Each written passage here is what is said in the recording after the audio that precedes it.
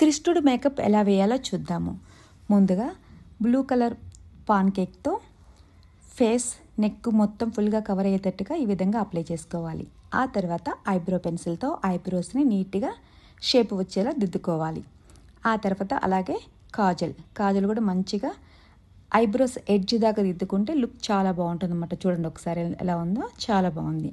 తర్వాత pink colour I shadows వేసుకున్నాక lipstick అనమాట. లిప్స్టిక్ వేసుకోపోయే ముందుగా లిప్ లైనర్ వేసుకుంటే ఆ లిప్స్టిక్ అనేది ఎక్సెస్ బయటికి రాకుండా నీట్గా ఉంటుందన్నమాట.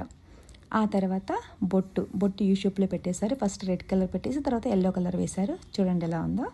ఆ తర్వాత డ్రెస్ ముందుగా బ్లూ కలరే వేసామన్నమాట, ఎందుకంటే మొత్తం బ్లూ కలర్ గెటప్ కాబట్టి కింద ఎల్లో కలర్ పంచి కట్టారన్నమాట. తర్వాత హ్యాండ్స్కి నెక్కి కూడా మొత్తం బ్లూ కలర్ వేసేసారు.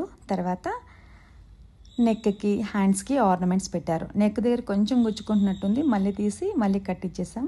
ఒకసారి చూడండి ఓవరాల్ లుక్ ఎలా ఉందో ఇది. తర్వాత దీనికి ఇక్కడ విగ్ పెట్టించాం అనమాట. అంటే విగ్ పెట్టించేసి దానిపైన చిన్న కొప్పులాగా పెట్టేస్తే బాలకృష్ణులాగా ఉంటాడు అనమాట. సో ఇప్పుడు కొప్పు చూడండి ఓవరాల్ లుక్ ఎలా ఉందో. నాకైతే చాలా బాగా నచ్చింది. ఎంత బాగుంది అంత బాగుంది. ఫైనల్గా వాళ్ళ పిన్నితో స్టేజ్ మీద కృష్ణాష్టమి స్పెషల్గా ఇద్దరు స్టేజ్ మీద చూడండి ఎంత బాగుందో. So beautiful.